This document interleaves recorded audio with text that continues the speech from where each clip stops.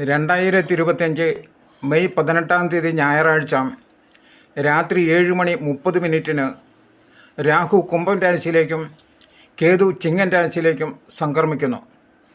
ശനി കഴിഞ്ഞാൽ ഏറ്റവും പതുക്കെ സഞ്ചരിക്കുന്നതും ഛായാഗ്രഹങ്ങളുമായ രാഹുവും കേതുവും പരസ്പരം 7-ാം ഭാവത്തിൽ 180 ഡിഗ്രി അകലെയാകും നിലകൊള്ളുന്നത്.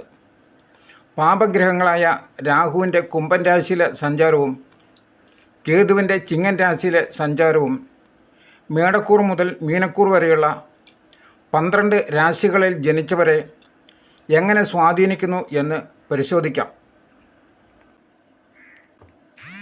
പൂരുരുട്ടാതി അവസാന കാൽഭാഗവും ഉത്രട്ടാതിയും രേവതിയും അടങ്ങിയ മീനക്കൂറുകാർക്ക് രാഹു ജന്മരാശിയിൽ നിന്നും 12-ാം ഭാവത്തിലേക്കും കേതു 7-ാം ഭാവത്തിൽ നിന്നും 6-ാം ഭാവത്തിലേക്കും മാറുന്നു.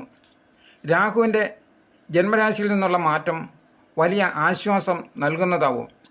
എന്നാൽ മുഴുവനും ഗുണകരമാണെന്ന് പറയാൻ പറ്റില്ല. 12-ലെ രാഹു കൊണ്ട് പാഴ്ചെലവുകൾ വർദ്ധിക്കും.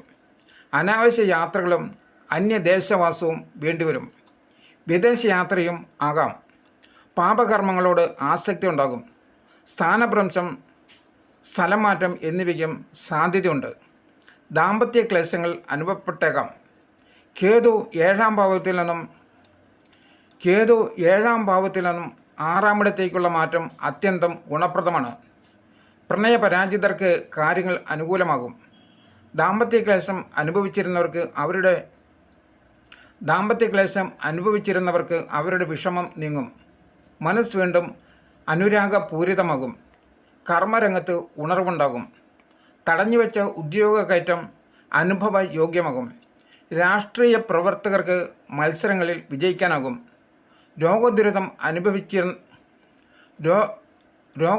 അനുഭവിക്കുന്നവർ അതിൽ നിന്നും മുക്തി നേടും. ധനലാഭം പ്രതീക്ഷിക്കാവുന്നതാണ്. ശ്രീ ഭുവനേശ്വരി ആസ്ട്രോവിഷനിലേക്ക് ഏവർക്കും സ്വാഗതം. ഈ ചാനൽ സദയം ലൈക്ക് ചെയ്യുക, സബ്സ്ക്രൈബ് ചെയ്യുക, നോട്ടിഫിക്കേഷൻ ലഭിക്കുവാൻ വേണ്ടി ബെൽ ഐക്കൺ അമർത്തുക. ഇഷ്ടപ്പെട്ടവർ സുഹൃത്തുക്കൾക്കും ഷെയർ ചെയ്യുക. കൂടാതെ താങ്കളുടെ അഭിപ്രായങ്ങളും നിർദ്ദേശങ്ങളും സദയം കമന്റ് ബോക്സിൽ രേഖപ്പെടുത്തുക.